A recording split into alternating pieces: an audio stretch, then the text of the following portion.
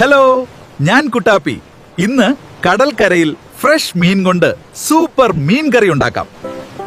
വാടാ മക്കളെ, ആദ്യം സ്റ്റൗ ഓൺ ചെയ്ത് പാത്രം വെക്കാം.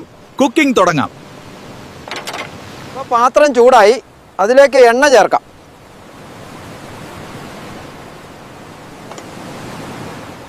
ഇപ്പൊ ഉള്ളി, ഇഞ്ചി, വെളുത്തുള്ളി ചേർത്ത് നന്നായി വറുക്കാം. ഇപ്പോൾ മുളകുപൊടി, മഞ്ഞൾപ്പൊടി, മീൻ മസാല ചേർത്ത് മിക്സ് ചെയ്യാം. ഇപ്പോൾ ഫ്രഷ് മീൻ പീസസ് ചേർക്കാം. നന്നായി മിക്സ് ചെയ്യണം. ഇപ്പൊ കുറച്ച് വെള്ളം ചേർക്കാം, കറി ഗ്രേവി ആകാൻ.